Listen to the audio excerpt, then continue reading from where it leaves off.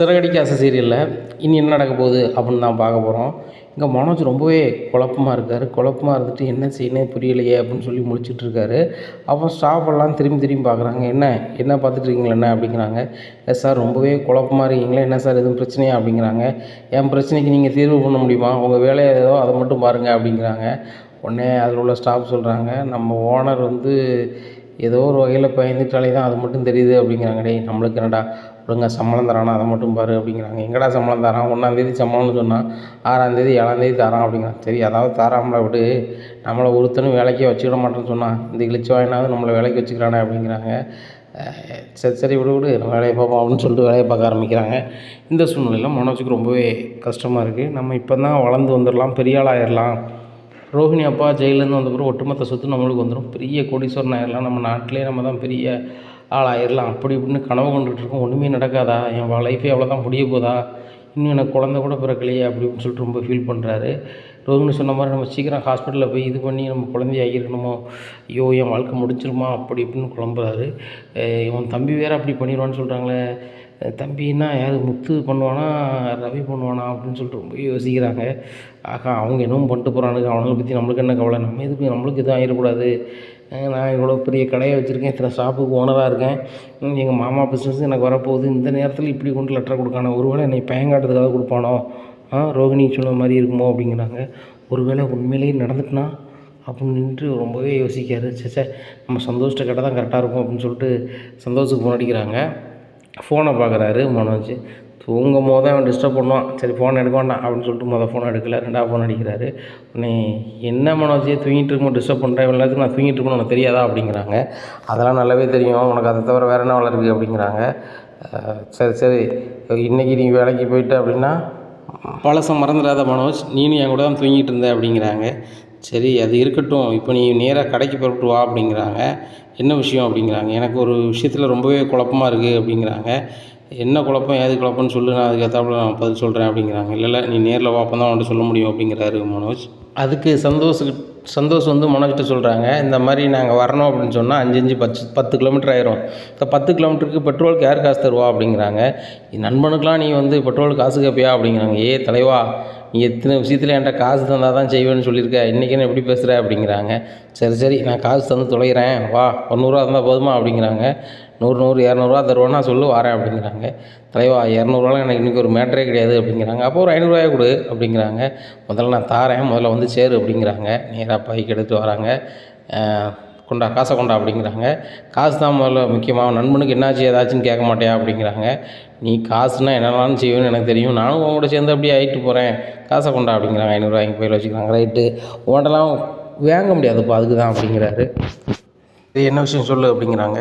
ஒருத்தன் நிறைய முடி வச்சுட்டு வந்து நின்றா அப்படிங்கிறாங்க. இதை சொல்ல தான் கூப்பிட்டியா, உனக்கு 500 நட்டம் பார்த்தியா, என் தூக்கத்தையும் கெடுத்துட்டேன் அப்படிங்கிறாங்க. நான் சொல்ல வரதை முதல்ல புரிஞ்சுக்க அப்படிங்கிறாங்க. முதல்ல சொல்லப்பா அப்படிங்கிறாங்க. ஒருத்தன் வந்து அன்னைக்கு மாதிரியே ஒருத்தன் லெட்டர் கொடுத்தான் அப்படிங்கிறாங்க.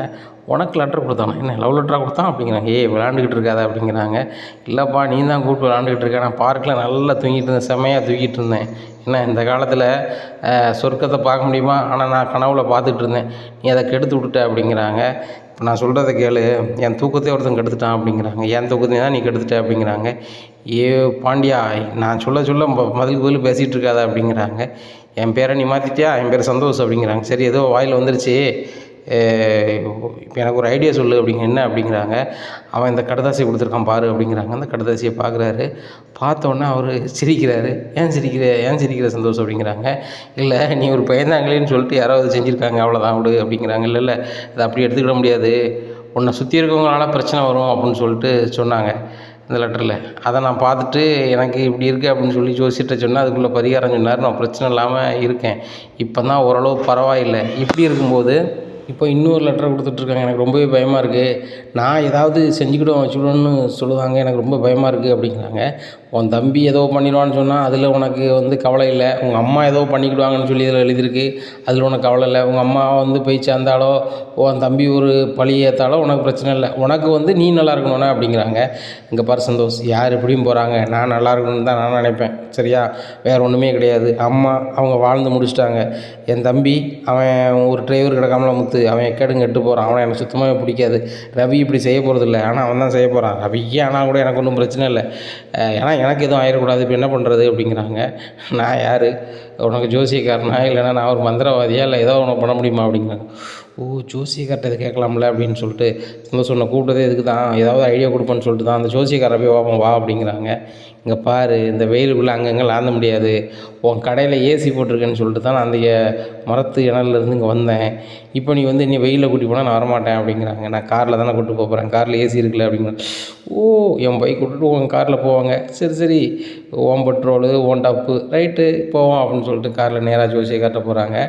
அந்த ஜோசியக்காரும் லோக்கல் ரவுடியும் சேர்ந்து தான் மனோஜ் கடையை எப்படியாவது எழுதி வாங்கணும் அப்படிங்கிறத போடுற பிளானை வந்து தெரியாத மனோஜ் வந்து அவர்கிட்டே போகிறார், ஜோசியக்கார்ட்டே.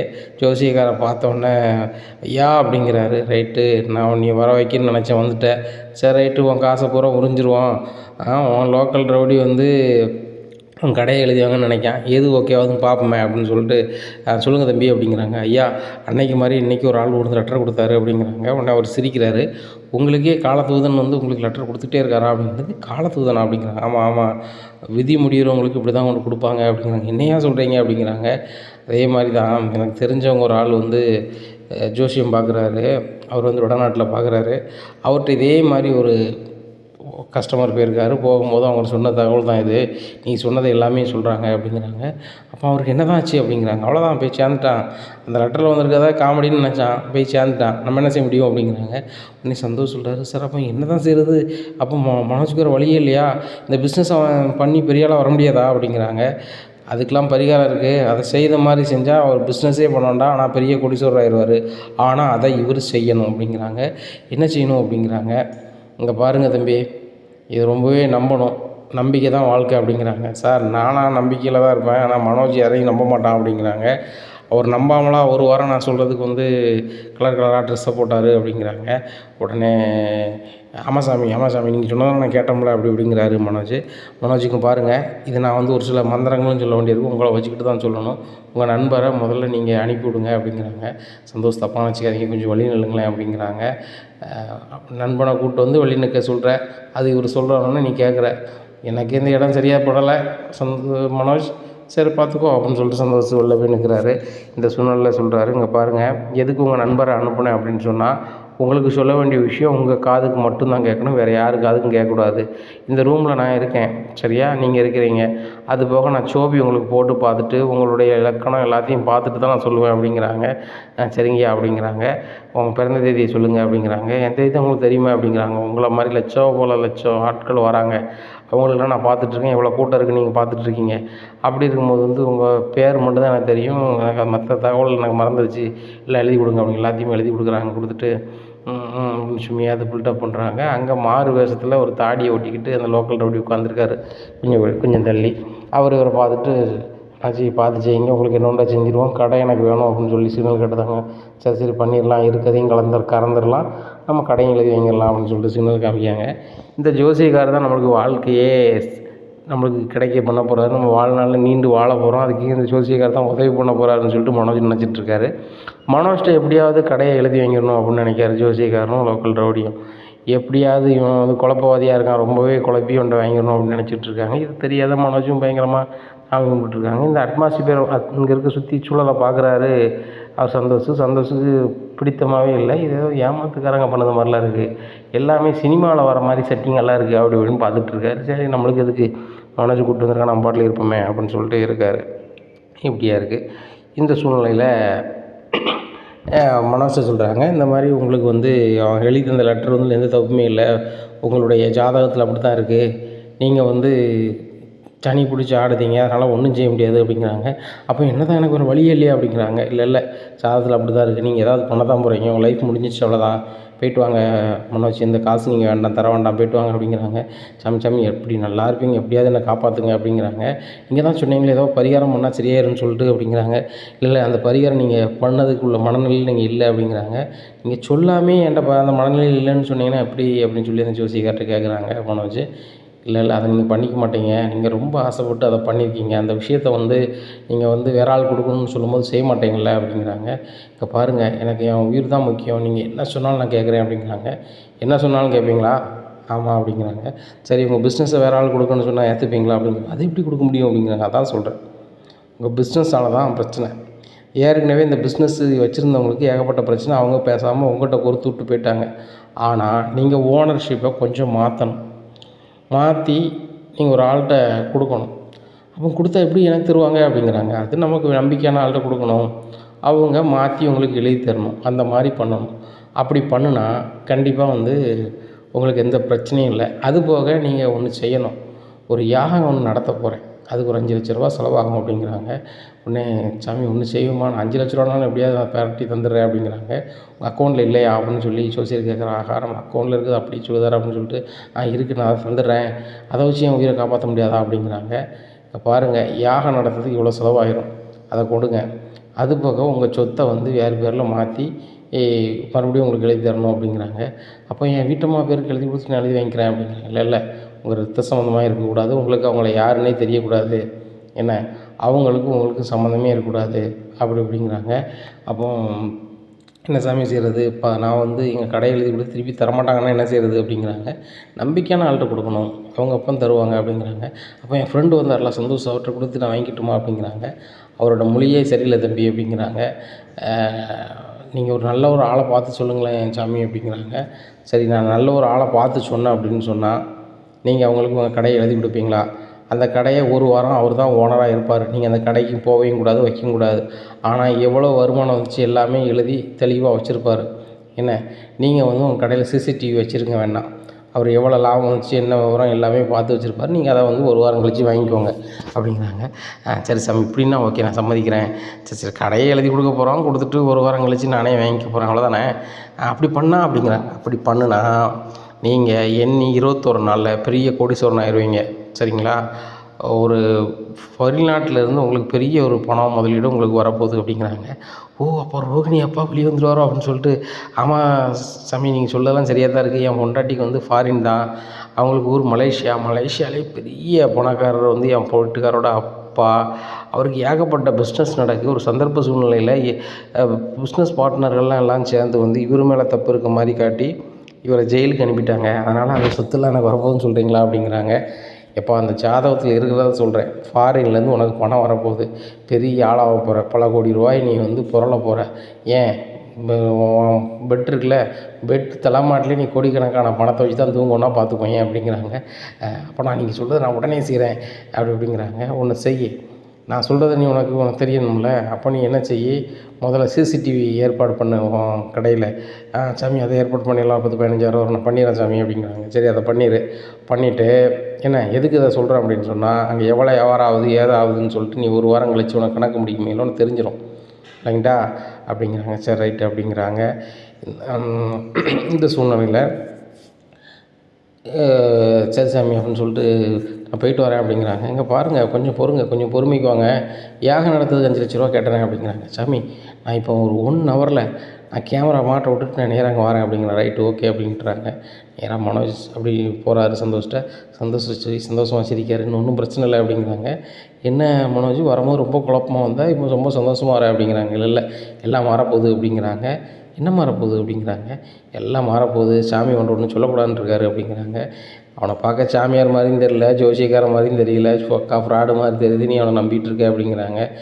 இல்லை உனக்கு என்னதான் தெரியும் வா அப்படிங்கிறாங்க. முதல்ல காரில் எடுத்துகிட்டு போகிறாங்க. எனக்கு வயிறு பசிக்கு முதல்ல ஒரு கேண்டீன் ஒன்று போட்டு அப்படிங்கிறாங்க. சாப்பிடாம தான் தூங்கிட்டு இருந்தேன் அப்படிங்கிறாங்க. அதெல்லாம் நல்லா சாப்பிட்டேன், மறுபடியும் அங்கங்கே அலைஞ்சதில் வயிறு பசிக்கு சாப்பாடு வாங்கிட்டா அப்படிங்கிறாங்க. உனக்கு நான் விருந்து சாப்பாடே வைக்கிறேன், கொஞ்சம் பொறு அப்படிங்கிறாங்க. இல்லை நான் சாப்பிட்டா தான் வந்து நான் வருவேன் அப்படிங்கிறாங்க. உனக்கு வேறு வழியே இல்லை அப்படிங்கிற மனோஜ், நீ சாப்பாட்டில் எப்படி இருப்பேன்னு எனக்கு தெரியும், இப்போ உயிர் பயத்தில் அலைஞ்சிக்கிட்டு இருக்க, இல்லைன்னா நீ தான் சேர்ந்து சாப்பாடு பயங்கரமாக சாப்பிடுவியே அப்படிங்கிறாங்க. ஹோட்டலில் சாப்பிட்றாங்க. சாப்பிட்டு முடிச்சோன்னா ஒரு சிசிடிவி கேமரா மாட்டணும் கடையில் அப்படிங்கிறாங்க. வந்தவன் மாதிரி வேறு எவனும் வந்தால் அவன் யார் என்ன வரணும் விசாரிக்கிறது கேமரா வைக்கணும் நீங்கள் சூப்பர் ஐடியா தான் அப்படிங்கிறாங்க. இது சொன்னது ஜோசியக்காரர் அப்படிங்கிறாங்க. இதை கூட நீ சொந்தமாக யோசிக்கலையா மனோஜ்? அப்போ 4 டிகிரி படித்தேன், 5 டிகிரி படித்தேன், 80 டிகிரி படித்தேன், அந்த யோசனை கூட உனக்கு இல்லையா அப்படிங்கிறாங்க. சுமரியா அப்படிங்கிறாங்க. அதில் கேமரா மாட்ட சொல்லுறாங்க. அப்போ கேமரா மாட்டி இவ்வளோ வரும் சாருங்க கையில் கொடுத்துட்றாரு.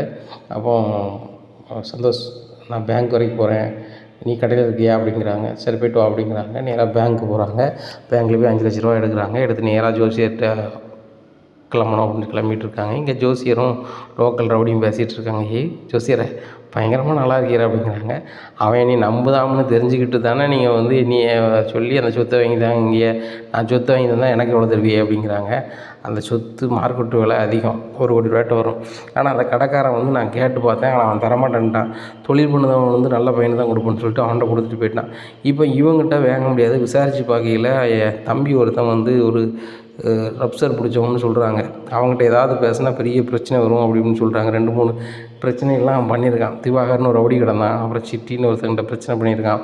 அப்படி இருக்கும்போது அவன்கிட்ட போய் நம்ம பிரச்சனை பண்ணால் மேலும் நல்லா இருக்காது அப்படிங்கிறதான் உங்கள் மூமெண்ட்லேயே நான் வந்து அதை வாங்க பார்க்குறேன் அப்படிங்கிறாங்க. சரி அவன் வந்துட்டான் அப்படிங்கிறாங்க. சரி அப்படின்னு சொல்லிட்டு அவர் தடிக்கார் ஓரமாக உட்காந்துக்கிறாரு. இப்படியா இருக்குது இந்த சூழ்நிலை, வாங்க மனோஜ் அப்படிங்கிறாங்க. அண்ணாச்சி நான் பைசா ரெடி பண்ணி கொண்டு வந்துட்டேன் அப்படிங்கிறாங்க. சரி அப்படின்னு சொல்லிட்டு பைசா கொடுக்குறாங்க. யாகம் ஆரம்பிச்சிருவேன், என்ன இது ஆரம்பிக்க உங்களுக்கு எல்லாமே சரியாயிரும் அப்படிங்கிறாங்க. அப்படியே சாமி சரி ரைட்டு அப்படிங்கிறாங்க. நாளை கழித்து நம்ம ரெஜிஸ்ட்ரேஷன் பண்ணணும் அப்படிங்கிறாங்க. ஏன் சாமி அப்படிங்க, நாளை கழிச்சா நல்ல நாள், அவங்க ஜாதகத்தின் அடிப்படையில் அப்படி தான் பண்ணணும் அப்படிங்கிறாங்க. உங்கள் ஐடி கார்டெலாம் கொண்டு வந்துருங்க அப்படிங்கிறாங்க. சரி சாமி அப்படிங்கிறாங்க. ரிஜிஸ்ட்ரேஷன் பண்ணிவிட்டு உங்கள் கடை கேமரா முன்னாடி நீங்கள் கொடுத்த மாதிரி என்ன செய்யணும் அதை காமிச்சிக்கிடுவோம் அப்படிங்கிறாங்க. சரி சாமி எனக்கு இது ரொம்ப சூப்பர் தான், ஏன்னா நான் டாக்குமெண்ட் கொடுக்கறதும் அதில் கேமராவில் ஓடிடும்ல அப்படிங்கிறாங்க. ஆமாம் அப்படிங்கிறாங்க. இங்கே அவர் நல்லாவே மண்டையாட்டுறாரு. லோக்கல் ரவுடி ரைட்டு ஜோசியக்காரன் சூப்பராக பண்ணி தரேன்னு சொல்லிட்டு உடனே மனசு ரொம்ப சந்தோஷமாக அங்கே போகிறாரு கடைக்கு. இந்த சூழ்நிலையில் ஜோசியக்கார்ட்ட அவர் லோக்கல் ரவுடி பேசுகிறாரு. ஐயோ பயங்கரமாக பண்ணிட்டேயா, கடையும் எனக்கு வாங்கி தந்துடுவேன், நீனும் 5 லட்ச ரூபா வாங்கிட்டேன் அப்படிங்கிறாங்க. உனக்கு எவ்வளோ தரணும் அப்படிங்கிறாங்க. கடை மதிப்பில் எனக்கு 400 பகுதி தந்துடுங்க அப்படிங்கிறாங்க. 400 பகுதியா அப்படிங்கிறாங்க. 1 கோடி ரூபா சொத்தை நீங்கள் அட்டையை போட்டுறீங்க, நான் அதுக்கு உதவி பண்ணியிருக்கேன், 25 லட்ச ரூபா எனக்கு வேணும், சரியா? நாளைக்கு வந்து ஏதாவது ஒரு புலம்பெல்லாம் நீங்கள் தானே புலம்பிகிட்டு இருப்போம், நான் சமாளிக்கணும்ல, அப்போ ஏன் பங்கு வேணும்ல அப்படிங்கிற. அப்படி சொல்லுதியோ, சரி 25 தர முடியாது, ஒரு 15 வாங்கிக்கோ அப்படிங்கிறாங்க. உடனே சரி கொடுங்க அப்படிங்கிறாங்க. சரி ரைட்டு ஆள் வருவார் வாங்கிக்கோங்க அப்படிங்கிறாங்க. சரி ரைட்டு கரெக்டாக வந்துடணும், அப்படி வந்தால் தான் நான் வந்து பத்திரம் முடிக்க சம்மதிப்பேன் அப்படிங்கிறாங்க. சரி ரைட்டு அப்படிங்கிறாங்க. இங்கே பத்திரம் முடிக்க எல்லாமே லோக்கல் ரவுடி ரெடி பண்ணிடுறாரு. இங்கே மனோஜுக்கு இந்த விஷயம் எதுவுமே இவங்க அண்டர் கிரவுண்ட் டீலிங் வந்து தெரியாமல் அவர் ஓகேன்ட்டு மனோஜ் ரொம்ப சந்தோஷமாக இருக்கார். என்னப்பா போகும்போது குழப்பமாக போனால் இப்போ சந்தோஷமாக இருக்கு அப்படிங்கிறாங்க. இல்லை தலைக்கு வந்து தலைப்பாக ஊற போச்சு, ஒன்றும் பிரச்சனை கிடையாது, பார்த்துக்கலாம் அப்படிங்கிறாங்க. இப்படியா இருக்குது. இந்த சூழ்நிலையில் வந்துட்டு சந்தோஷம் எனக்கு நேரம் ஆகிட்டு, நான் போய்ட்டு வரேன், வேலைக்கு போன மாதிரி வீட்டுக்கு போகணும் அப்படிங்கிறாங்க. சரி போய்ட்டு வா அப்படிங்கிறாங்க. மனோஜுக்கு ரொம்ப சந்தோஷமாக வீட்டுக்கு போகிறாரு. உடனே ரோஹிணி கேட்குறாங்க, என்ன மனோஜ் ரொம்ப சந்தோஷமாக இருக்கீங்க அப்படிங்கிறாங்க. இல்லை ரோஹிணி, எனக்கு வந்து பயங்கரமான பிரச்சனைகள்லாம் இருந்துச்சு, அது எல்லாமே மாறிடுச்சு அப்படிங்கிறாங்க. ஓ அப்படியா அப்படின்னு சொல்லிட்டு மனோஜ் எனக்கு ஒரு 1 லட்ச ரூபா வேணும் அப்படிங்கிறாங்க. ஏன் ரோஹிணி அப்படிங்கிறாங்க. அக்கௌண்ட்டில் நம்மகிட்ட ஒரு பணம் இல்லையே, 1 லட்ச ரூபா கேட்கல அப்படின்னு சொல்லிட்டு முழிக்காங்க. ரோஹிணி எதுக்கு கேட்குறாங்கன்னா, கிறிஸ்டியன் வந்து அட்மிஷன் போடுறதுக்கு ஃபீஸ் வேணும், பணம் இல்லை. அப்போது எதுக்கு ரோஹிணி அப்படிங்கிறாங்க. இல்லை நான் வட்டிக்கு தான் கேட்குறேன், ஒரு முக்கியமான ஆள், அவங்கள்ட்ட கொடுத்தோம்னு வச்சுக்கோங்க பயங்கரமாக வந்து வட்டி தருவாங்க அப்படிங்கிறாங்க. ரோஹிணி அப்படிங்கிறாங்க. என்ன அப்படிங்கிறாங்க. பணம் எதுவும் இல்லையே அப்படிங்கிறாங்க. இல்லையா அப்படிங்கிறாங்க. இல்லை ரோஹிணி, இப்போ பிஸ்னஸ் வந்து நல்லா போயிட்டுருக்கு, அதனால் வந்து கொஞ்சம் கூடுதலாக பொருள் சரக்கு இறக்குறதுக்காக நான் வந்து கம்பெனியில் கட்டியிருக்கேன் அப்படிங்க. அப்படியா, சரி மனோஜ் நான் பார்த்துக்கிறேன் அப்படிங்கிறாங்க. சரி ரோஹிணி தப்பாக நினச்சிக்காத அப்படி சொல்லுங்க அவங்ககிட்ட அப்படின்னு சொல்லிட்டு அப்படி சமாளித்து போகிறாரு. மனோஜ் நீ சந்தோஷமாக வந்து என்ன கதை அப்படிங்கிறாங்க. இல்லை ஜோசியக்காரரை பார்க்க போனேன் அப்படிங்கிறாங்க. நான் தான் சொல்கிறேனே, அந்த ஜோசியக்காரரை பார்க்க எனக்கு நம்பிக்கையாக இல்லைன்னு சொன்னால் நீ கேட்கவே மாட்டேன், ஜோசின்னு அலைஞ்சிட்ருக்க, மனுஷனுக்கு நடக்கிறத ஒரு மனுஷனால் கணிச்சு சொல்ல முடியுமா அப்படிங்கிறாங்க. அவர் என்ன கடவுளா அப்படிங்கிறாங்க. இங்கே பாரு ரோஹிணி, இன்னைக்கு பொறுத்த மட்டும் அவர் தான் கடவுள், கலராக சட்டையை போட்டேன், என் வாழ்க்கையை மாற்றினார், இப்போ பாரு எனக்கு வந்து ஆயுசு நீடிக்குன்னா அவர் தான் காரணம் அப்படிங்கிறாங்க. ஆயுசை நீடிச்சு கொடுக்குறா. இல்லை ரோஹிணி, அதை பற்றி நான் சும்மா பேசிட்டேன், நான் பிறகு இது சம்மந்தமாக சொல்கிறேன் அப்படிங்கிறாங்க. என்னமோ பண்ணுற மனோஜ், எனக்கு ஒன்றும் புரியலை அப்படிங்கிறாங்க. இல்லை ரோஹிணி, எனக்குமே புரியாமல் தான் இருந்துச்சு, அவர்கிட்ட என்னைக்கு பண்ணணும் அதுக்கப்புறம் தான் என் வாழ்க்கையை ரொம்பவும் பிரகாசமாக மாறிச்சு அப்படிங்கிறாங்க. உடனே அவன் பிரகாசமெல்லாம் மாறுதல் இருக்கட்டும் அப்படிங்கிறாரு. சவுண்டு யாருன்னு பார்த்தாது முத்து. சரி அப்பாவை கொடுக்கண்டா, 50,000 எப்போ கொடுக்க போகிற அப்படிங்கிறாங்க. டேய் கொடுப்பண்டா அப்படிங்கிற. அதானே நீ என்னைக்கு கொடுக்க போகிற, கொடுப்பண்டான்னு சொல்லுவோம் அவ்வளோதான் அப்படிங்கிறாங்க. ரோஹிணி சொல்கிறாங்க, அதெல்லாம் மனோஜ் தந்துடுவார் அப்படிங்கிற. ஏம்மா இந்த வார்த்தையை தான் நீ சொல்லிக்கிட்டே இருக்க, நீ ஆர்வ கோளாறில் ஒரு 2 லட்ச ரூபா பிரட்டி கொண்டு கொடுத்த மீனா நாய்க்கு, இன்னும் 2 லட்ச ரூபா பிரட்டி தரலை, என்ன தான் செய்ய போகிறீங்க? தினமும் பிஸ்னஸ்மேன் வந்து கடைக்கு போகிறாரு வராரு, வருமானம் என்ன வருது ஏது வருது, அதை வச்சு 50,000 ரூபா அப்பா கொடுக்க முடியாதா, எங்களுக்கு தரது கூட லேட்டாக தரலாம்ல அப்படிங்கிறாங்க. உடனே அதை நீங்கள் சொல்லாதங்க முத்து, எங்களுக்கும் அதில் பங்கு இருக்குது அப்படிங்கிறாங்க. ஆமாம், எடுத்துகிட்டு ஓடுறதுல உங்களுக்கு பங்கு இருக்கும், திருப்பி கொடுக்கும்போது உங்களுக்கு பங்கு இருக்கும். ஆனால் கடமையிலையோ எதுவும் செய்யணும்னா பங்கு இருக்காது. ஏன்னா வீட்டு செலவுக்கு உங்கள் புருஷன் வந்து கொடுக்கவே இல்லை, நீங்கள் தான் கொடுத்துட்ருக்கீங்க மேடம், அதை சொல்லி கொடுக்க சொல்லுங்கள் உங்கள் வீட்டுக்காரரை அப்படிங்கிறாங்க. டேய், வீட்டு செலவு கொடுக்குறதாடா மேட்ரு, எண்ணி 21 நாள் நான் பெரிய கோடீஸ்வரன் ஆக போகிறேன் அப்படிங்கிறாங்க. அதானே, எண்ணி 21 நாள், ஆடி போய் ஆவணி வந்தால் டாப்பாக வந்துடும்னு சொல்லி ஒரு சினிமாவில் சொல்லுவாங்க. அதை மாதிரி நீ டாப்பாக வந்துடுவியா அப்படிங்க. ஆமாடா, வேணாலும் பாரு, என் ஜோசியம் அப்படி தான் சொல்லுது அப்படிங்கிறாங்க. என் ஜோசியம் வேறு மாதிரி சொல்லுது, நீ தெருவுக்கு போக போகிற, நடு தெருவுக்கு போக போகிறன்னு மட்டும் சொல்லுது அப்படிங்கிறாங்க. டேய், மரியாதை பேசு அப்படிங்கிறாங்க. உடனே ரோஹிணி சொல்கிறாங்க, மனோஜ் நீங்கள் முன்னேறிட்டே வரீங்களா, அது முத்துக்கு பிடிக்கல, மீனாவுக்கும் பிடிக்கல, அதனால் வந்து இப்படி பேசுகிறாங்க அப்படிங்கிறாங்க. உடனே மீனா சொல்கிறாங்க, என்ன ரோஹிணி பேசுகிறீங்க, நீங்கள் முன்னேறது பிடிக்கலையா, நீங்கள் அப்படி என்னத்தை முன்னேறிட்டீங்க, ஒரு கடை வச்சுருக்கீங்க, நாங்கள் எங்களுக்கு தொழில் பார்த்துட்ருக்கோம், அவ்வளோதான். நீங்கள் உங்கள் தகுதிக்கு ஏற்றாப்புல வருமானம் சம்பாதிக்கிறீங்க, நாங்கள் எங்கள் வருமானத்தை சம்பாதிச்சிட்டு இருக்கோம். அம்மாவுக்கு கொடுக்க வேண்டிய பணத்தானே அவர் கொடுக்க சொன்னாட்டீங்கன்னு எப்படி பேசிகிட்டு இருக்கீங்க அப்படிங்கிறாங்க. முத்துக்குன்னா நீங்கள் சப்போர்ட்டாக வந்துடுவீங்களோ அப்படிங்கிறாங்க. ஏன் மனோஜுக்குன்னா நீங்கள் வரலையா, அது மாதிரி என் புருஷனை யாரும் குறைச்சி பேசுறதோ எது பேசுதோ நான் மதிக்க முடியாது அப்படிங்கிறாங்க. என்னடி கத்திட்டு இருக்க அப்படிங்கிறாங்க. அத்தை, நான் கத்தலை, உங்கள் மருமக பேசுறது வந்து உங்களுக்கு நல்லா இருக்குது, நான் பேசுறது உங்களுக்கு தப்பாக இருக்கோ அப்படிங்கிறாங்க.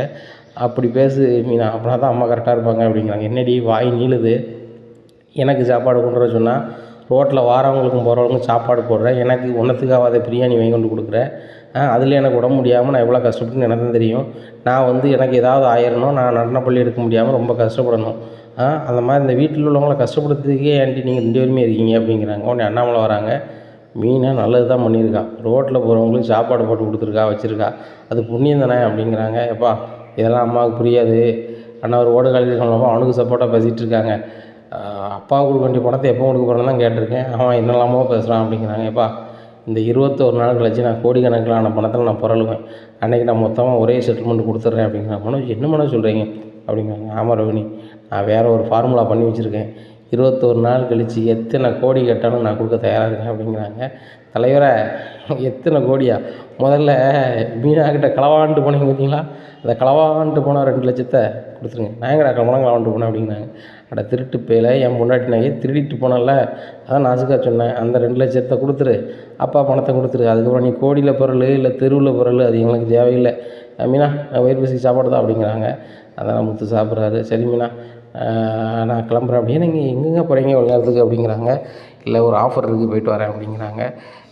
இல்லைங்க, இவ்வளோ நேரம் ஆகிட்டு நீங்கள் போக வேண்டாம் அப்படிங்கிறாங்க. இல்லை மீனா, நம்ம அப்படி போனால் தான் மாடியில் வீடு கட்ட முடியும் அப்படிங்கிறாங்க. உடனே நக்கலாக சிரிக்கிறாரு மனோஜ். ரோஹிணி, ஒருத்த ரூம் கட்டுறதுக்கு வீடு கட்டணும்னு நினைதாங்க, நம்ம பாரு அடுக்கு மாடி குடியிருப்பே வாங்க போகிறோம், மொத்தமாக வாங்க போகிறோம் அப்படி இப்படிங்கிறாங்க.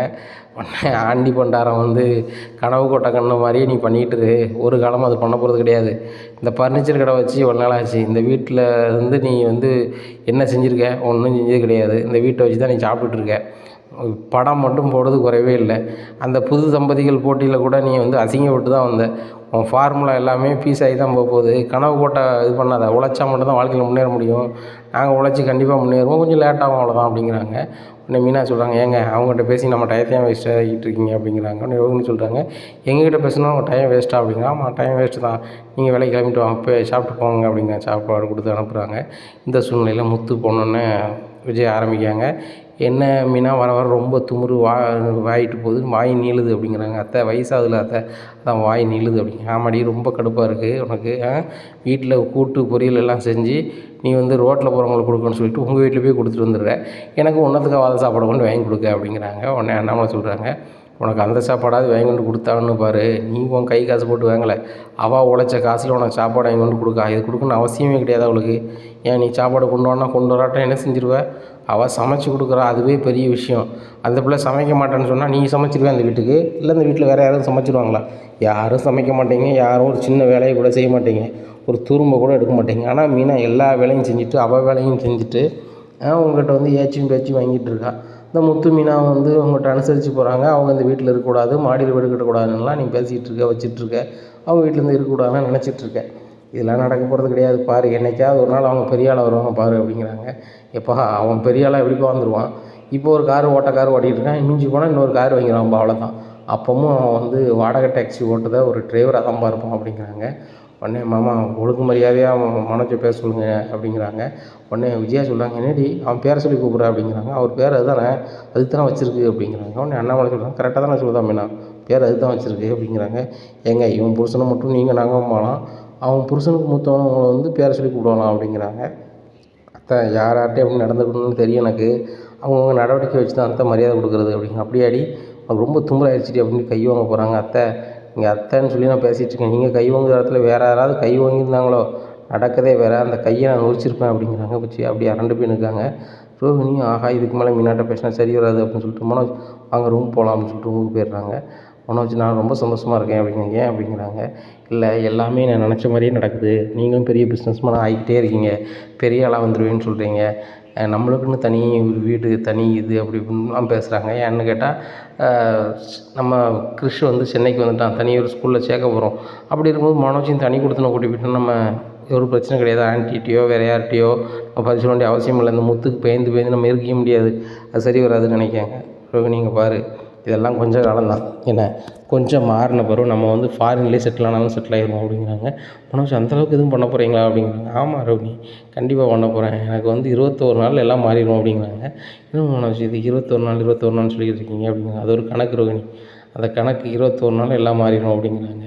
இந்த சூழ்நிலை மறுநாள் ஆகுது, அங்கே பத்திரம் எல்லாம் ரெடி பண்ணிடுறாங்க. ஜோசியர்கிட்ட பேசுகிறது அந்த ரோக்கரோடி எல்லாம் ரெடி பண்ணிட்டேன், உனக்கு பணம் வர வேண்டியது வந்துட்டு ஜோசியக்காரரை, மீதி வந்து நான் தந்துடுவேன், ஆனால் பத்திரம் நாளைக்கு முடிஞ்சிடும் அப்படின்னு சொல்லிட்டு பேசுகிறாங்க. அப்போ மனோஜுக்கு முன்னாடி ஜோசியக்காரர் ஏன்னா நாளைக்கு பத்திரம் எழுதி கொடுத்துடலாம்ல அப்படின்னு, அழகாக எழுதி கொடுத்துடலாம், நல்ல நேரம் தானே, ஒன்றும் பிரச்சனை இல்லை அப்படிங்க. ஒன்றும் பிரச்சனை இல்லை, பத்திரத்தை எழுதி கொடுக்கும், எழுதி கொடுத்துட்டு என்ன எழுதி கொடுத்த முன்னாடி உங்கள் கேமரா முன்னாடி நீங்கள் பத்திரத்தை அவர்கிட்ட கொடுக்குறீங்க, அவர் வாங்கி வச்சுக்கிறாரு.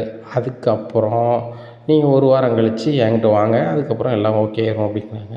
சரி ரைட்டு அப்படிங்கிறாங்க. இந்த சூழ்நிலையில் பத்திரம் மறுநாள் ரெடி பண்ணாங்க. மனோஜ் கையெழுத்தும் போட்டுறாரு லோக்கல் ரவுடி பேரில். அதில் ரொக்க பத்திரம் போட்டிருக்கு. என்ன இதில் ரொக்க பத்திரம் போட்டிருக்கு அப்படிங்கிறாங்க. ஒரு ஆள்கிட்ட வந்து இருக்குது, அதான் ரொக்க பத்திரம் தான் போடணும், அப்படின்னா தான் வந்து இதெல்லாம் பழிக்கும் அப்படின்னு. ஓ அப்படியா, சரி அப்படிங்கிறாங்க. சரி ரைட்டு இந்த பத்திரத்தை கொண்டு இதில் கொடுக்கலாம்ல அப்படிங்கிறாங்க. ஆமாம் கடையில் போய் கொடுங்க, ஆனால் ஸ்டாஃப்ட்டு எல்லார்ட்டையுமே சொல்லிடணும். எப்படி சொல்லணும் அப்படின்னா, இந்த மாதிரி இந்த கடையை நான் விற்றுட்டேன், இன்னிலேருந்து ஓனர் இவர் தான் உங்களுக்கு சம்பளம் தருவார், மாதம் உங்களுக்கு 1ஆந்தேதியிலேருந்து 6ஆந்தேதிக்குள்ளே தந்துடுவாருன்னு சொல்லுங்கள் அப்படிங்கிறாங்க. நானும் 1ஆந்தேதிலேருந்து 6ஆந்தேதி தான் சம்பளம் கொடுப்பேன் அப்படிங்கிறாங்க.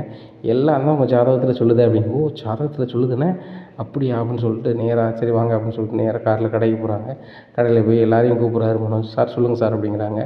இன்னையிலேருந்து ஓனர் இந்த கடைக்கு இவர் தான், இவர்கிட்ட நான் கடையை விற்றுட்டேன் அப்படிங்கிறாங்க. என்ன சார் சொல்கிறீங்க அப்படிங்கிறாங்க. ரொம்ப ஷாக் ஆகாதீங்க, இவர் தான் ஓனர் சரியா அப்படின்னு சொல்லிட்டு பத்திரத்தை கொடுக்குறாங்க. இது வீடியோவில் எல்லாமே பதிவாகுது. உடனே அந்த லோக்கல் ரவுடி சொல்லுது, அந்த செல்லில் ஒரு ஃபோட்டோ வீடியோ விடுங்க அப்படிங்கிறாங்க. உடனே ஜோதிஷேகர் சொல்லுவாங்க, அதே இதில் சொல்லுங்கள் அப்படிங்கிறாங்க.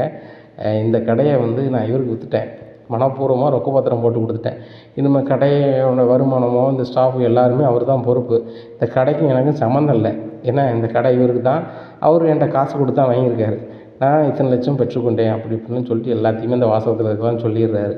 இன்னும் வீடியோ எடுத்து வீடியோ வச்சுக்கிறாரு. சரி போய்ட்டு வரேன் ஜோசிக்காரரை போமா அப்படிங்கிறாங்க. நேராக போகிறாங்க. உடனே நேராக ஒரு அல்வா வாங்கி கொடுக்குறாரு ஜோசியர். உடனே எதுக்கு நீங்கள் அல்வா வாங்கி தரீங்க அப்படிங்கிற, இல்லை இப்படி ஒரு மகிழ்ச்சியான காரியம் இருக்கீங்க, நீங்கள் பெரிய கோடீஸ்வரன் ஆக போகிறீங்க, ஆகும்போது பல கோடி ரூபாய் நீங்கள் புழங்கும்போது எனக்கு சில லட்சங்களை தானமாக தரமாட்டீங்களா அப்படிங்கிற. கண்டிப்பாக தருவேன், நீங்கள் அல்வாவே எனக்கு கொடுத்துருக்கீங்க அப்படின்னு சொல்லிட்டு அவர் இங்கே வந்து லட்டு வாங்கி கொடுக்காரு ஜோசியக்காரருக்கு. சரி ரைட்டு எனக்கு லட்டு தான் கிடச்சிருக்கு அப்படின்னு சொல்லிட்டு அவர் நேராக கார் எடுத்து அங்கே போயிடுறாரு, வீட்டுக்கு போயிடுறாரு. இந்த சூழ்நிலை லோக்கல் ரவுடி ஃபோன் அடித்து பேசுகிறாரு ஜோசியர்கிட்ட.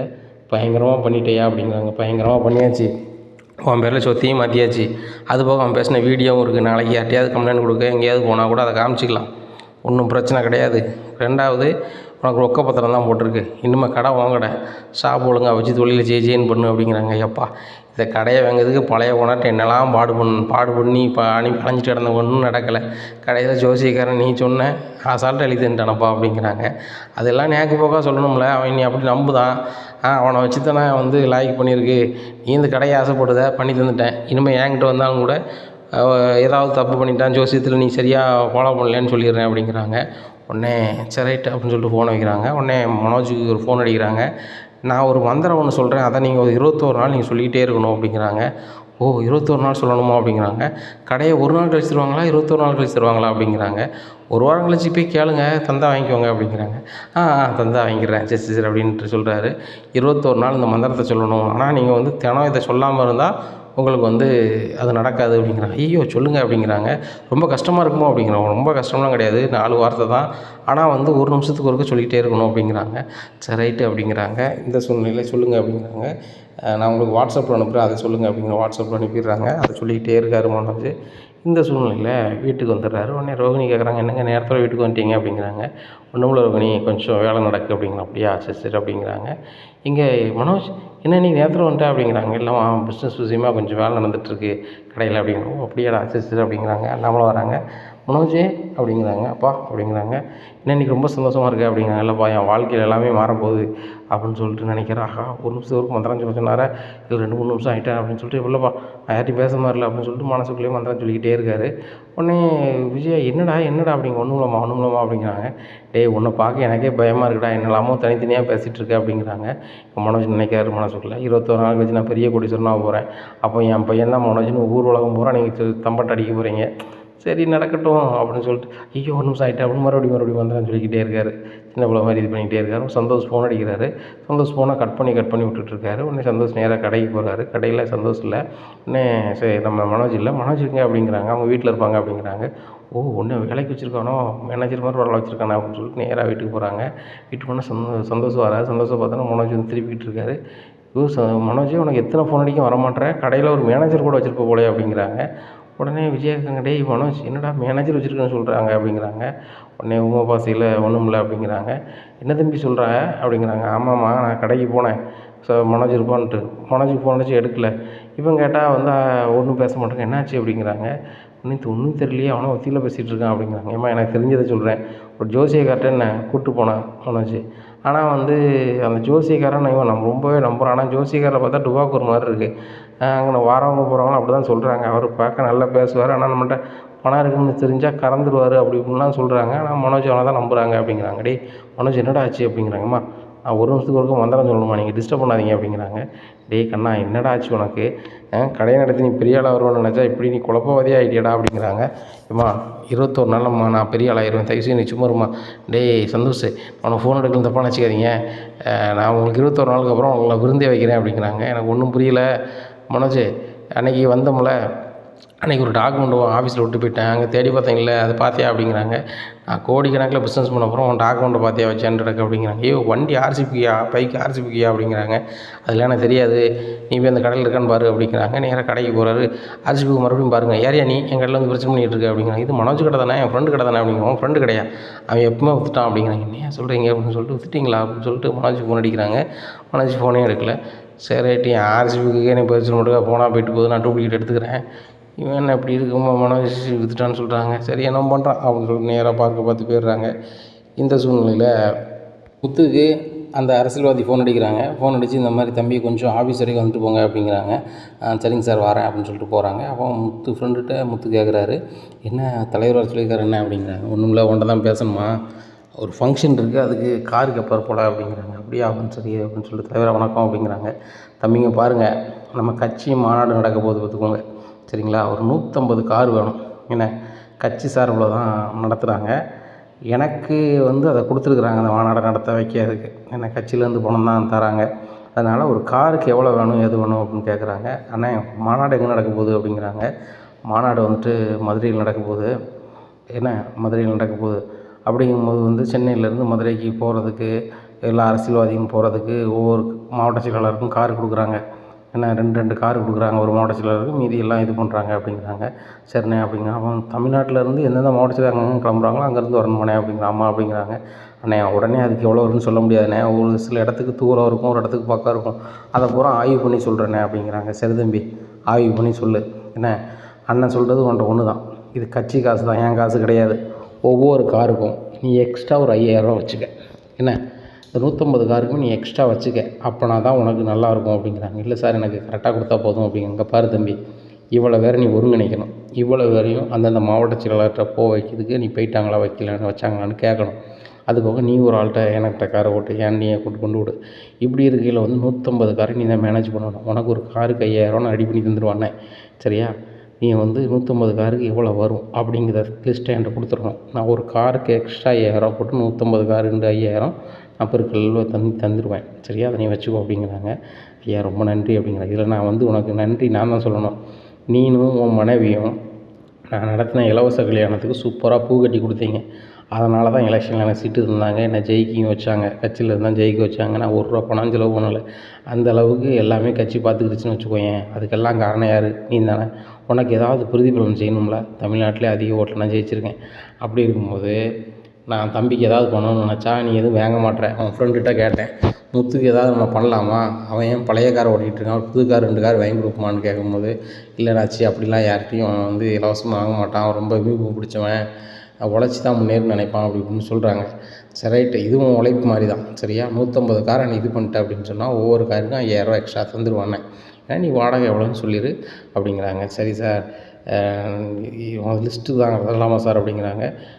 தம்பி அப்படிங்கிறாங்க. என்ன சார் அப்படிங்கிறாங்க ஒரு பிஏ. தம்பிகிட்ட வந்து அந்த மாவட்ட செயலர் லிஸ்ட்டை கொடுங்க, இந்த ஊர்லேருந்து இந்த மாவட்ட செயலர் 2 காரு அப்படின்னு சொல்லிட்டு அவர் குறித்து கொடுவாப்புல அப்படிங்கிறாங்க. உடனே முத்தங்க உட்கார்றாரு. உட்காந்து ஒரு வாரமாக உட்காந்து பேசுகிறாரு. எல்லா டிரைவர்கிட்டையும் பேசுகிறாரு. ஒரு 150 பேர்கிட்ட பேசிடுறாரு.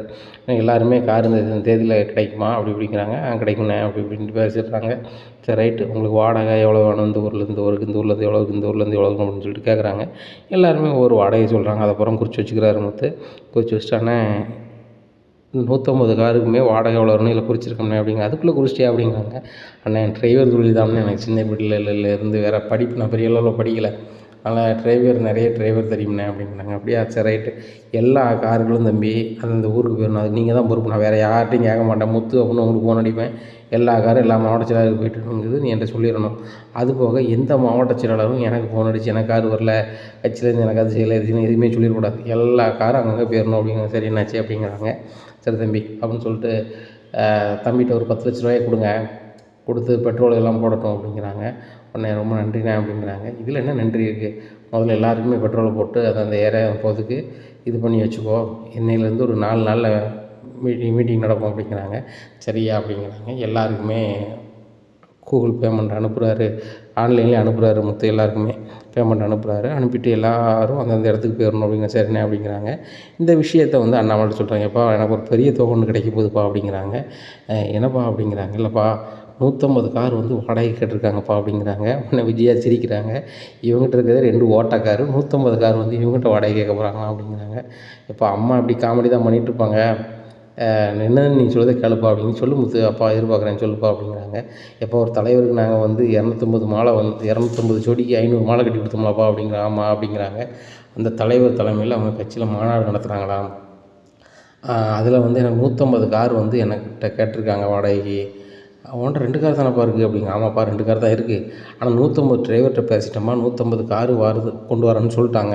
அதுபோக வந்து ஒவ்வொரு காருக்கும் 5000 தரேன்னு சொல்லியிருக்காங்க அப்படிங்கிறாங்க. என்னடா சொல்கிற, ஒரு காருக்கு 5000னா பெரிய அமௌண்ட்டு கிடைக்குமே அப்படிங்கிறாங்க. ஆமாப்பா அது சக்ஸஸ்ஃபுல்லாக பண்ணிட்டா வந்து கிடைக்குங்க அப்படிங்கிறாங்க. உடனே விஜயா சொல்கிறாங்க, எனக்கு இவ்வளோ பணம் கிடைச்சா சரி வராது அப்படின்னு மனசில் நினச்சிக்கிட்டு, ஏங்க இதெல்லாம் சரியாக வருமாங்க, இந்த அரசியல்வாதிகள்லாம் கொண்டு போய் ஏதாவது செஞ்சுக்கிட்டு ஏதாவது தப்பு தவறுனா விடமாட்டாங்க, இதெல்லாம் தேவையில்லாத வேலை அப்படிங்கிறாங்க. எது தேவையில்லாத வேலை, அவன் தொழில் அவன் பண்ணுறான், இதில் உனக்கு என்ன பிரச்சனை அப்படிங்கிறாங்க. இல்லைங்க மனோஜே வந்து பெரிய அளவில் பிஸ்னஸ் பண்ணுறான், அவனுக்கே ஒன்றும் கிடைக்க மாட்டேங்குது வைக்க மாட்டேங்குன்னு சொல்லி புலம்பிட்டு கிடக்கான் சில நேரத்தில் அப்படிங்கிறாங்க. உடனே அப்பா அவன் பிஸ்னஸ்மேன் என்ன பண்ணிட்டு போகிறான், இப்போ எனக்கு வந்து ஒரு பெரிய ஆர்டர் வந்திருக்குப்பா, இதை நான் செஞ்சு கொடுக்கணும்னு நினைக்கிறேன்ப்பா, இதில் என்னப்பா தப்பு இருக்குது அப்படிங்க. ஒரு தப்பும் கிடையாது, செய் அப்படிங்கிறாங்க. இப்போ அட்வான்ஸ் ஒரு 10 லட்ச ரூபா கொடுத்துருக்காங்கப்பா அப்படிங்கிறாங்க. ரொம்ப சந்தோஷம்டா, ரொம்ப சந்தோஷம். இது எதுக்குப்பா அப்படிங்கிறாங்க. எல்லா காருக்கும் டீசல் பெட்ரோல் போடணும்லப்பா அப்படிங்கிறாங்க. சரி சரி வெரி குட் வெரி குட் அப்படிங்கிறாரு. இந்த சூழ்நிலையில் விஜயாவுக்கு சரியான கிடப்பு. ஏங்க இந்த 10 லட்ச ரூபாயா வந்திருக்கலாங்க, முதல்ல வீட்டு பத்திரத்தை திருப்ப சொல்லுங்கள் அப்படிங்கிறாங்க. உங்கள் பாரு விஜயா, அவன் ஒரு பிஸ்னஸ் எடுத்திருக்கான், அதை வந்து ஜெயிச்ச பிறகு அதில் கிடக்கிற லாபத்தை மாடியில் வீடு கட்டுவான் முதல்ல, அதுக்கப்புறம் அவன் திருப்பலை, இல்லை நான் கூட திருப்பி தரேன் அப்படிங்கிறாங்க. ஏங்க அவனுக்காக வச்ச பத்திரத்தை நீங்கள் திருப்பி தருவீங்களோ அப்படிங்கிறாங்க. எப்பா அம்மா ரொம்ப கவலைப்பட வேண்டாம், நானே திருப்பி தந்துடுறேன், இந்த அளவுக்குலாம் போகாது, ஒன்றும் பிரச்சனை இல்லை, இந்த இதை மட்டும் சக்ஸஸ்ஃபுல்லாக பண்ணி கொடுக்கணும் அப்படிங்கிறாங்க. சரி பண்ணி கொடுப்பா அப்படிங்கிறாங்க. நேராக கார் ஸ்டாண்டுக்கு போகிறாங்க. செல்வம் ஒரு பெரிய ஆர்டர் எடுத்துருக்குன்னு சொன்னோம்ல அப்படிங்கிற. அம்மா ஃபோன் பண்ணேன், நம்ம குரூப்பில் பேசினேன் அப்படிங்கிறாங்க. ஆமாம் எல்லோரும் போயிடுவோம் அப்படிங்கிறாங்க. கண்டிப்பாக போயிடுவோம், நம்ம அப்போ தலைவர் வீட்டிலேருந்து போயிடுவோம், மற்ற 150 மீதி காரில் 150 மீதிலாம் போயிரும்ல அப்படிங்கிறாங்க. எல்லாம் போக வைக்கணும், நம்ம தான் பேசி போக வைக்கணும் அப்படிங்க. சரி ரைட் அப்படிங்கிறாங்க. உடனே வாட்ஸ்அப் குரூப், அதுக்குன்னே தனி வாட்ஸ்அப் குரூப் உருவாக்குறாங்க. 150 பேருக்குமே 150 பேர்ட்டையுமே ஒரே இதில் பேசிடுறாரு வீடியோவில், இந்த மாதிரி ஆடியோவில் பேசுகிறாரு. இந்த மாதிரி எல்லாருமே இந்த டேட்டில் எங்கெங்கே போயிடணும், உங்களுக்கு எங்கெங்கே போகணுன்னு சொல்லிட்டு நான் குறிப்பிட்டுருவேன் பேர் அடிப்படையில் அப்படிங்கிறாங்க. சார் ரைட்டு அப்படிங்கிறாங்க. எல்லாருக்குமே கூகுள் பேமெண்ட் அனுப்பிட்டேன். நீங்கள் எல்லாருக்குமே வந்து நீங்கள் பெட்ரோல் போட்டுக்கோங்க அப்படிங்கிறாங்க. டீசல் போடுறவங்க டீசல் போட்டுக்கோங்க அப்படிங்கிறாங்க. சரி அப்படிங்கிறாங்க. இப்படியா இருக்குது இந்த சூழ்நிலை. மறுநாள் வருது. அதே மாதிரி மீட்டிங்க்கு எல்லா மாவட்ட செயலருக்கும் கார் அனுப்பிடுறாரு முத்து கார் அனுப்பிடுறாரு. நல்ல ஒரு பெரிய தொகையாக முத்துக்கு கிடைக்குது. இதை வந்து நேராக அண்ணாமலைட்ட கொண்டு கொடுக்குறாங்க. எப்பா நான் இவ்வளோ கார் அனுப்பி சக்ஸஸ்ஃபுல்லாக பண்ணிட்டேன்ப்பா அப்படிங்கிறாங்க. இங்கே விஜயாவுக்கு சரியான தலைவலி. ஏங்க என்னங்க இவன் சொல்கிறான் அப்படிங்கிறாங்க. சொல்லுது கேட்கல, நீ என்னமோ சொன்னேன் என் பையனால் சாதிக்க முடியாது வைக்க முடியாதுன்னு சொல்லி பாரு, 150 காரை தமிழ்நாடு பூரா அனுப்பி சக்ஸஸ்ஃபுல்லாக அதை செஞ்சுட்டு அது உள்ள பேமெண்ட்டும் வாங்கிட்டான் அப்படின்ட்டு இருக்கும்போது பேசிகிட்டு இருக்கும்போதே அவர் ஃபோன் அடிச்சிடுறாரு. தலைவர் ஃபோன் அடிச்சிடுறாரு. அரசியல்வாதி ஃபோன் அடித்து முத்து ரொம்ப சூப்பர் தம்பி, நான் நீ என்னமோ நினச்சேன் தம்பி, தமிழ்நாடு பூரா கலக்கி விட்டிய தம்பி, அவ்வளோ இடத்துக்கு ஒன்போல காரை அனுப்பி ஒரு மாவட்டத்தில் ஒரு குறை சொல்லலையே, எல்லாருமே சூப்பராக அந்த டிரைவர் மாதிரி பூரா கரெக்ட் டயத்துக்கு வந்தாங்க, கரெக்ட் டயத்தில் பிக்கப் பண்ணி கரெக்ட் டயத்தில் மாநாட்டுக்கு கொண்டு வந்துட்டாங்கன்னு சொல்கிறாங்க தம்பி. எப்பா உன்னை நினச்சா ரொம்ப பெருமையாக இருக்குப்பா. தம்பி உனக்கு எக்ஸ்ட்ரா காசு தரணும்னு பார்த்தா நீ அதை வேக மாட்டேன்ட்டு போயிட்டியாப்பா. சரிப்பா நீ நல்லா இருப்பப்பா, நீ என்ன பண்ணால் அண்ணனோட சப்போர்ட் இருக்கும் சரியா, உனக்கு ஏதாவது ஒரு மேடு போலன்னா அண்ணன்கிட்ட வா அப்படிங்கிறாங்க. சரி தலைவர் அப்படிங்கிற ரைட்டு அப்படின்னு சொல்லிட்டு ஃபோன் வைக்கிறாங்க. இந்த சூழ்நிலையில் மனோஜ் ரூமுக்குள்ளேயே கிடக்காரு. அப்போ என்னப்பா இவன் வீட்டுக்குள்ளேயே கிடக்கான் அப்படின்னு சொல்லிட்டு பார்க்கும்போது, மனோஜ் என்னடா நீ ஆஃபீஸ் போகலையா அப்படிங்கிறாங்க. இல்லைப்பா அது நான் வேறு ஒரு மேனேஜ் பண்ண வச்சுருக்கேன் அப்படிங்கிறாங்க. டேய் நீனே இப்போ தான் தொழில் பண்ணி எந்திரிச்சு வர, உங்கள் மாமனார் பணத்தை வச்சு நீ முன்னேறி வர, இப்படி இருக்கும்போது ஏன் நீ கடைக்கு போக மாட்டேங்க அப்படிங்கிறாங்க. நான் எவ்வளவோ சொல்லி பார்த்தேங்க, அவன் வந்து நான் கடைக்கு ஒரு மேனேஜிங் பண்ணதுக்கு வேறு ஆளை வச்சுருக்கேன், வேறு மாதிரி பிஸ்னஸ் போயிட்டுருக்கு, நான் அப்படி ஆயிடுவேன் இப்படி ஆயிடுவாங்க, எனக்கே குழப்பமாக இருக்குங்க, மனோஜ் என் சொல்லே கேட்க மாட்டேங்காங்க அப்படிங்கிறாங்க. என்ன விஜயா சொல்கிற, நீ தான் மனோஜை தலையை தூக்கி வச்சு ஆடுவேன், என் பிள்ளை மாதிரி ஒரு ஆளே கிடையாது அப்படி இப்படின்னு சொல்லிட்டு அப்படிங்கிறாங்க. எங்க அது என்னமோ உண்மை தான், மனோஜ் என்றைக்குனாலும் பெரிய ஆள் வரும்னு எனக்கு தெரியும், ஆனால் இப்போ கடைக்கு போக மாட்டேக்கானே வைக்க மாட்டேக்கானே அப்படிங்கிறாங்க. உடனே ரோஹிணிக்கு ஃபோன் அடிக்காங்க விஜயா, ஏம்மா இன்றைக்கும் அவன் வந்து கடைக்கு போன மாதிரி இல்லை, நீ போய் எட்டி பார்த்துட்டு வந்துடும்மா அப்படிங்கிறாங்க. சரி ஆண்டி அப்படின்னு சொல்லிட்டு ஃபோன் வைக்கிறாங்க. இங்கே ரோஹிணிக்கு என்ன பிரச்சனை அப்படின்னு சொன்னால், பார்லரில் ஓனர் வந்து தினம் காலையில் வராங்க, சாயந்தரம் வரை இருக்காங்க. ரோஹிணியால் ஒரு பக்கம் நகல முடியல.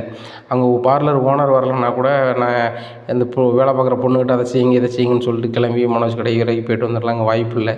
இங்கே ஆன்ட்டிகிட்ட வேறு போய்ட்டு வரேன்னு சொல்லிட்டோமே. சரி ரைட்டு, மனோஜ் வந்து ஏதோ ஒரு வேலைக்கு போட்டு நிர்வாகிகள் வச்சு பார்த்துட்ருக்காரு, அதான் சிசிடிவி வச்சுருக்குன்னு சொல்கிறாரு. சரி ரைட்டு ஓகே பார்த்துக்கலாம் அப்படின்னு சொல்லிட்டு ரோஹிணி இங்கே வேலை பார்க்குறாங்க. மறுபடி விஜயாவை ஃபோன் அடிக்காங்க.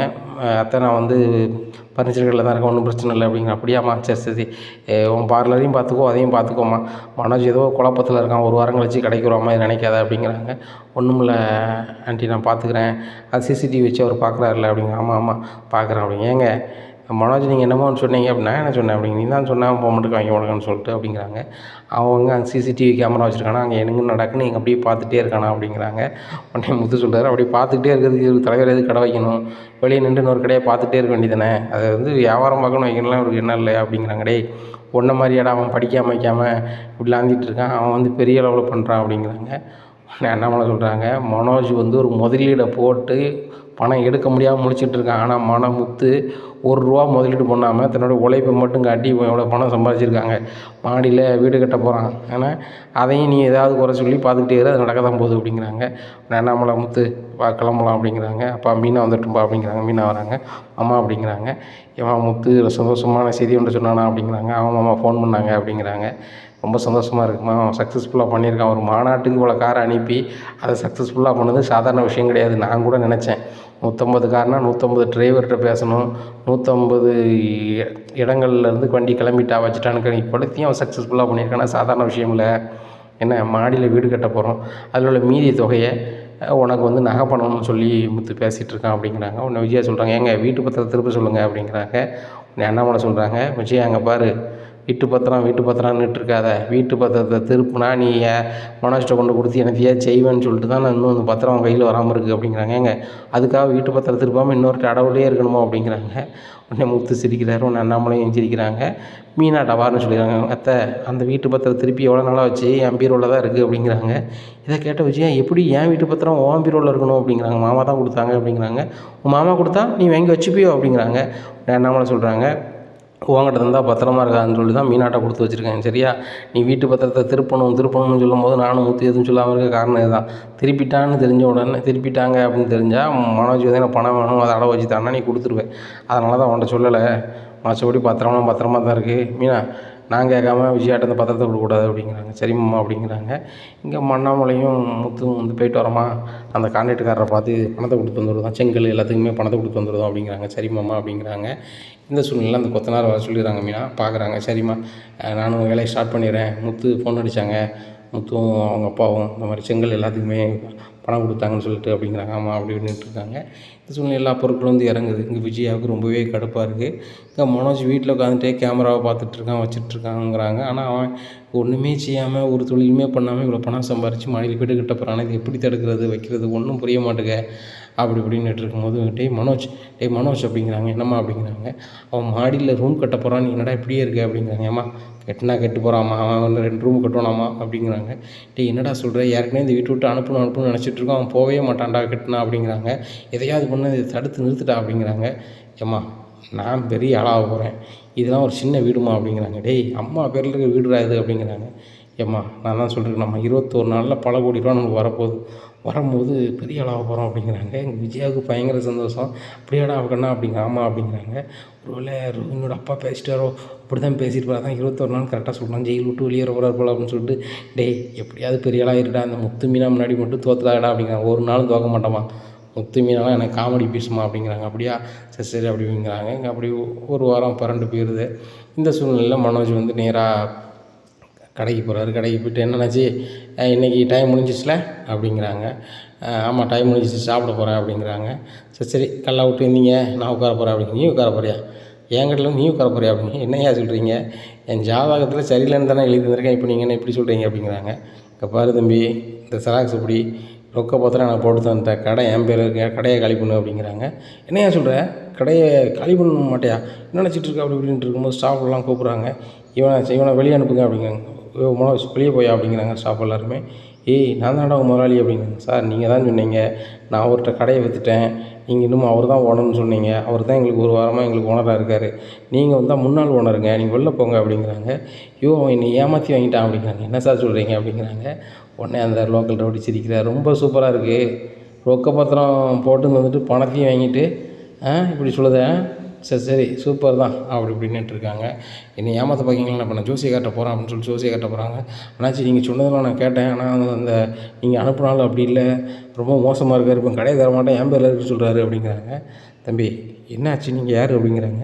என்னையா சொல்கிறீங்க, நான் உங்கள்கிட்ட ஜோசியம் பார்க்க வருவோம்ல அப்படிங்கிறாங்க. தம்பி உங்களை மாதிரி நிறைய பேர் வராங்க, நீங்கள் யார் என்ன வர எனக்கு புரியல அப்படிங்கிறாங்க. அண்ணாச்சி என்னென்ன சொல்லி பேசுகிறீங்க, நான் நீங்கள் சொன்னீங்க 10 நாளைக்கு கொடுத்தோம்ல, ஓ ஆமாம் ஆமாம் அதில் விற்றீங்க, என்ன கூட சாட்சி போட சொன்னீங்களா அப்படிங்கிறாங்க. என்னது விற்றீங்களா, சாட்சி போட சொன்னீங்களா, சார் நம்ம சும்மா தானே செஞ்சோம் அப்படிங்க. சும்மா செஞ்சோமா, மற்ற பணத்தை வேண்டி தான் எழுதி கொடுத்தீங்க அப்படிங்க. ஐயோ நீனும் அவங்க கூட சேர்ந்து தான் இது பண்ணுறியா, நான் நீ என்னமோ நினச்சேன் அப்படின்னு சொல்லிட்டு இது பண்ணுறாங்க. அதில் வெளியே அனுப்புங்க அவனை அப்படிங்கிறாங்க. பக்கத்தில் காலையில் தம்பி வெளில கிளம்புங்க, நாங்கள் ஜோசியம் பார்க்க போகிறோம் அப்படிங்கிறாங்க. இவனை ஜோசியம் பார்க்க போகிறீங்க, இவனை நம்பி இங்கே ஏமாந்தாங்க நீ மாதிரி அப்படி அப்படின்னு சொல்லிட்டு கத்துறாரு. உங்களை சும்மா விட மாட்டேன் அப்படின்னு சொல்லி போலீஸ் ஸ்டேஷனுக்கு போகிறாரு. போலீஸ் ஸ்டேஷனில் போய் கம்ப்ளைண்ட் பண்ணுறாங்க. போலீஸ் நேராக அந்த கடைக்கு போகிறாங்க, ஃபர்னிச்சர் கடைக்கு போகிறாங்க. என்ன வழக்கமாக உங்கள் வேலையை ஆரம்பிச்சிட்டிங்களா, ஒரு வேலையும் செய்ய மாட்டேன் வைக்க மாட்டேன் பிரச்சனை பண்ண மாட்டேன்னு சொன்னீங்க, அதனால தான் லோக்கலில் இருக்க அனுமதிச்சோம், இல்லைனா நீங்கள் ஏரியா விட்டே போகணுன்னு சொன்னால் என்ன பண்ணுறீங்க அப்படின்னு லோக்கல் ரவுடியை பேசுகிறாங்க.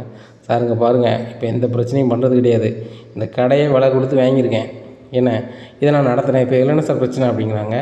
அந்த கடைக்காரே நீ ஏமாற்றி வாங்கிட்டாங்கன்னு சொல்லி கம்ப்ளைண்ட் பண்ணுறாங்க அப்படிங்கிறாங்க. சாருங்க பாருங்கள், உலகம் ரொம்ப மோசமாக போயிட்டுருக்கு, ஒரு ஆள்கிட்ட பணத்தை வாங்கிட்டு வாங்கலாமாங்க, என்ன இந்த மாதிரிலாம் என்னெல்லாமோ நடக்குது, அதனால் அந்த மாதிரி தான் நடந்திருக்கும், நான் பணத்தை கொடுத்தா சார் வாங்கிக்கிறேன், ரொக்க பத்திரம் போட்டிருக்கேன் அப்படிங்கிறாங்க.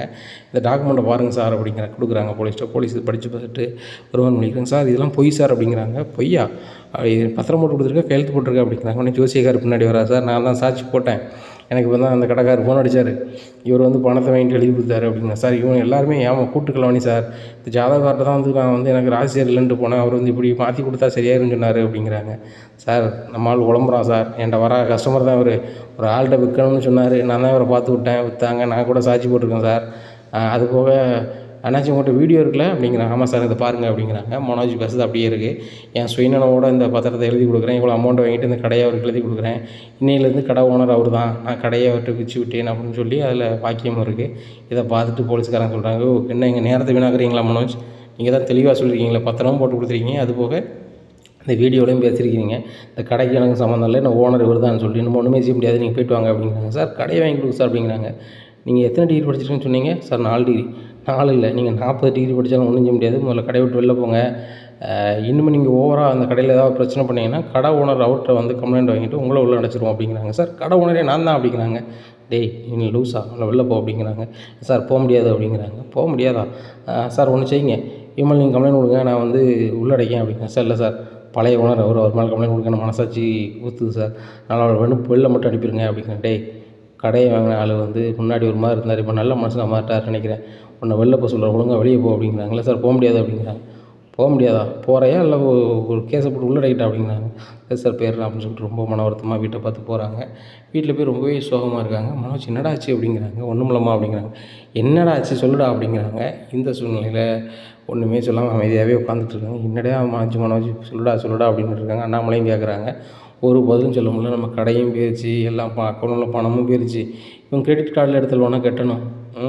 இப்போ என்ன செய்ய போகிறோன்னு தெரியல. இந்த ஜோசியக்காரனும் லோக்கலில் எவனோ ஒருத்தனை வச்சு இப்படி பண்ணிட்டானே அப்படின்னு சொல்லிட்டு ரொம்ப மன வருத்தத்தில் இருக்காங்க. இந்த சூழ்நிலையில் வந்துட்டு ரோகிணி வந்து கடைக்கு போகிறாங்க. சரி இன்றைக்கி பார்லருக்கு வரல அப்படின்னு சொல்லிட்டு அங்கே வேற ஆள் உட்காந்துட்ருக்காரு. அப்போ யாருங்க நீங்கள், உங்களை மனசு வேலைக்கு வச்சுருக்காரா அப்படிங்க. என்னையாம்மா வேலைக்கு வைக்கணும் அப்படிங்கிறாங்க. இல்லை இது எங்கள் கடை தான் அப்படிங்கிறாங்க. உங்கள் கடையா? அவர் ஏன்ட்ட வித்துட்டாருமா அப்படிங்க. என்னம்மா என்னங்க சொல்கிறீங்க அப்படிங்க.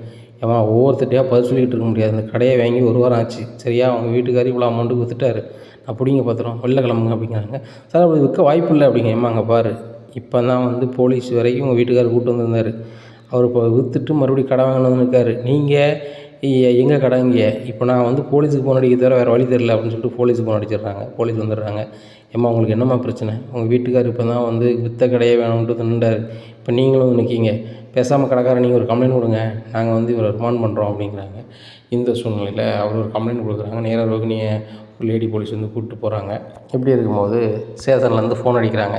இந்த மாதிரி ரிமாண்ட் பண்ண போகிறோம் ரோகிணியை, நீங்கள் வந்துட்டு வந்து அவங்களோட உடைமையை நாங்கள் எதுவும் எடுத்துக்கலன்னு சொல்லி கையெழுத்து போட்டு கொடுங்க அப்படின்னு சொல்லி விஜயாவுக்கு ஃபோன் அடிக்கிறாங்க. என்னங்க என் மருமகளுக்கு என்னாச்சு அப்படிங்கிறாங்க. உடனே எங்கே இப்படி ரோகிணியை வந்து ஸ்டேஷனில் கூப்பிட்டு வச்சுருக்காங்களா என்னன்னு தெரில அப்படிங்கிறாங்க. முத்து நிற்கிறாங்க. டே முத்து கார் எடுறா அப்படின்னு சொல்லிட்டு நேராக போகிறாங்க. என்னாச்சு அப்படிங்கிறாங்க. எனக்கு என்னன்னே தெரில ஆண்டி, நான் மனோஜ் கடைக்கு போகும்போது அவங்க வந்து ஏன் கடைன்னு சொல்கிறாங்க, இங்கே கேட்கும்போது மனோஜ் இப்போ பணம் கொடுத்து வாங்கிட்டார் வச்சுட்டான்னு சொல்கிறாங்க அப்படிங்கிறாங்க. உடனே கடைக்காரர் வாங்கினவர் வர சிட்டிங் வாங்குறாரு. வந்துட்டு இங்கே பாருங்கள் இந்த பத்திரம், உங்கள் பையன் வந்து என்கிட்ட அந்த கடையை விற்றுட்டு பணத்தை வாங்கிட்டார், இப்போ வந்து கடை வேணும் பிரச்சனை பண்ணுறாரு, நான் லேடின்னு பார்க்குறேன், இல்லைன்னா நான் வந்து அவங்களுக்கு ரிமாண்டு கொடுத்துருவேன், ஒழுங்கு மரியாதையை நம்ம கடைக்கு வரக்கூடாதுன்னு சொல்லிட்டு எழுதி கொடுத்து கூப்பிட்டு போங்க அப்படிங்கிறாங்க. உடனே இந்த விஷயத்தை பார்த்து முத்து ரொம்பவே ஷாக்காகிறாரு. என்ன மனோஜ் இதை விற்றுட்டானா அப்படின்னு சொல்லிட்டு நேராக வீட்டுக்கு வராங்க. டே மனோஜ் என்னடா செஞ்ச, கடை ஏன்டா விற்றேன் அப்படிங்கிறாங்க. நான் எங்கடா விற்றேன் அப்படிங்கிறாங்க. லூஸாடா இது என்னது அப்படின்னு சொல்லிட்டு பத்திரத்தை போடுறாங்க. டேய் அந்த ஜோசிக்காரன் நம்பி நான் இப்படி ஆகிட்டேன்டா அப்படிங்கிறது. ஜோசிக்காரன் நம்பி இப்படி ஆகிட்டியா அப்படிங்கிறாங்க. ஆமாடா, ஒருத்தர் வந்து ஒரு லெட்டரை கொண்டு கொடுத்தான், அந்த லெட்டரை வந்து நானே வந்து ஏதோ பண்ணிக்கிடுவேன், என் வாழ்க்கை முடிஞ்சிடும் இந்த மாதிரி இருந்துச்சு, அதை பார்த்து எனக்கு ரொம்பவே பயமாகி போச்சு. யாராவது ஜோசியக்கார்ட்ட போய் இதுக்கு என்ன செய்யலாம் ஏது செய்யலான்னு கேட்கும்போது, உனக்கு அந்த கடை வந்து நேரம் வந்து ராசி சரியில்லை, அதனால் கை மாற்றி விட்டுட்டு 1 வாரம் கழித்து நீ திருப்பி வாங்கின அப்படின்னு சொன்னால் உன் வாழ்க்கையே மாறிடும், 21 நாளில் நீ கோடீஸ்வரன் ஆயிடுவா அப்படி இப்படின்னு சொன்னாங்க. அதனால் நான் கடையை மாற்றி எழுதி கொடுத்தேன். இப்போ கடை எனக்குன்னு சொல்லி பிரச்சனை பண்ணுறான், போலீஸுக்கு போனாலும் போலீஸ் வந்து டாக்குமெண்ட் அவங்ககிட்ட இருக்குது, அதனால் ஒன்றும் பேச முடியாதுங்கிறாங்க. அதில் எனக்கு என்ன செய்யணும்னே தெரியலடா அப்படிங்கிறாங்க. உடனே முத்து சொல்கிறார், உன்னை மாதிரி 1ஆம் நம்பர் முட்டா பையன் உலகத்துலேயே ஒன்று இருக்க மாட்டான் லூசு பையில, இதை எவனாவது செய்வானா, மனுஷன் கணிக்க முடியுமால, இப்படி செய்யலாமா அப்படிங்கிறாங்க. எனக்கு என்ன செய்யலனே தெரியல முத்து, தயவுசெய்து எப்படியாவது ரெடி பண்ணி எனக்கு அந்த கடையை வாங்கி தான் முத்து, நல்லா இருப்பேன், என் வாழ்வாதாரமே அதுதான் அப்படிங்கிறாங்க. இப்படி பண்ணியிருக்கேடா அப்படிங்கிறாங்க. உடனே அண்ணாமலை அழுகிறாரு. டே மனோஜ் நீ படிச்சிருந்து முட்டாளாக இருக்கேடா அப்படிங்கிறாங்க. உடனே எப்பா கொஞ்சம் அமைதியாக இருங்கப்பா, நான் அரசியல்வாதிட்டு பேசுகிறேன், இது ஏதாவது பண்ண முடியுமான்னு பார்ப்போம் அப்படின்னு சொல்லிட்டு நேராக தலைவர் ஃபோன் அடிக்காங்க. தலைவர் இப்படி ஆயிடுச்சு அப்படிங்கிறாங்க. ஒன்றும் கவலைப்படாமது, அவன் எனக்கு தெரிஞ்சவன் தான், அவர் முன்னாள் ரவுடிசம் பண்ணிட்டு கிடந்தவன் தான், இப்போ நம்ம சொன்னால் கேட்பான், அந்த கடையை நான் திருப்பி உங்களுக்கு வாங்கி தரேன் அப்படிங்கிறாங்க. சரி தலைவர் அப்படின்னு சொல்லி ஃபோன் வைக்கிறாங்க. எப்போ தலைவர்கிட்ட பேசினேன், தலைவர் ஒன்றும் பிரச்சனை இல்லை, அந்த கடையை வாங்கிக்கலாம்னு சொல்லிட்டாருப்பா அப்படிங்கிறாங்க. நீ என்ன நடக்கும் அப்படிங்கிறத பொறுத்து வந்து பார்க்கலாம். நம்ம சேனலை நீங்கள் மறக்காமல் லைக் அண்ட் சப்ஸ்கிரைப் பண்ணுங்கள். நன்றி, வணக்கம்.